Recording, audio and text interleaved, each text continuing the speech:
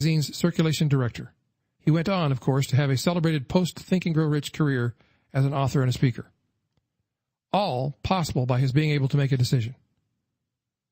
We each need to constantly ask ourselves what is possible by decisiveness and decision, and what is missed and lost by indecisiveness and indecision.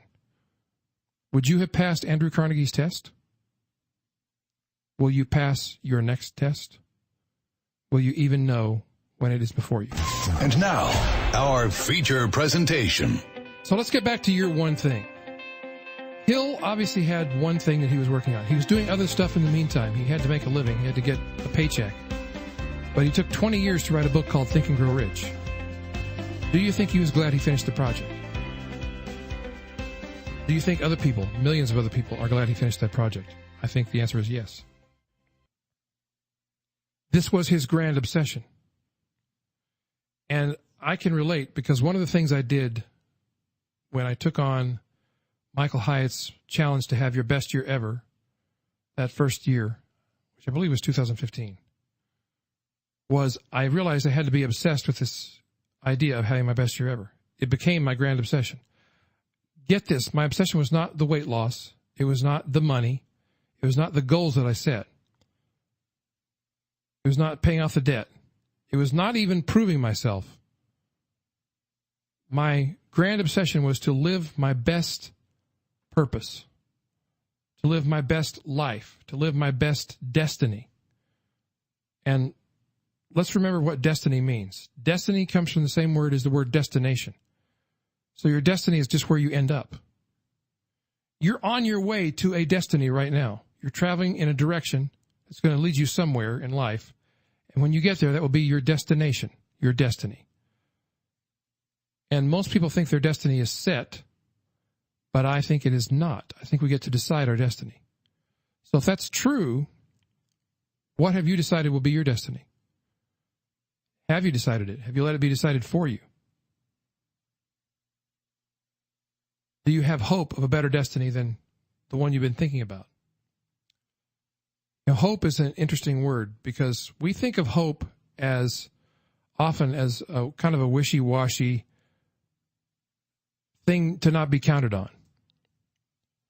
We think of hope as sort of, well, I hope it happens, but I don't think it will. I'm not sure it will. I just hope. We think of hope as a wish, and hope is not a wish. Hope is the positive expectation of good things to come. Hope is the belief that the best is yet to come. I heard depression described once as the inability to construct in your mind a hopeful future. That would be depressing, wouldn't it? So how do you get to this best destiny of your own? Because your grand obsession will be different than mine or anybody else's. I think you start with a perfect day exercise. We do this in our workshops all the time. You've heard me talk about it before, but it's worth revisiting because I revisit it quite often. I redo this exercise quite often, at least once a quarter. So here's your first piece of work coming out of this podcast. And by the way, if you're just listening and you're just going to nod your head and say, oh, yeah, that's very good stuff, Ray. Entertaining. Good stuff for my drive home or my commute on the train or whatever.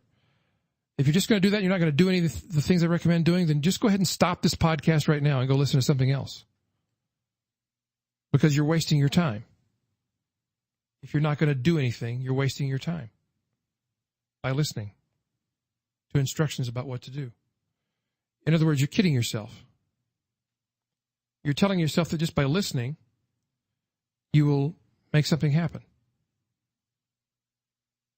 You're confusing activity with accomplishment.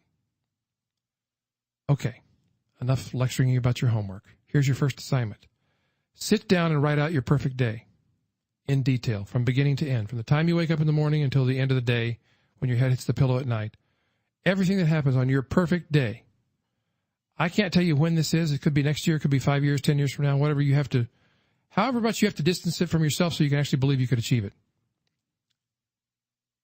Because some people don't believe they can have their perfect day tomorrow, but you could. It's possible. Some people don't believe they can have it in a year. Some don't believe they can have it in 5 years, but it's possible. But whatever you can believe,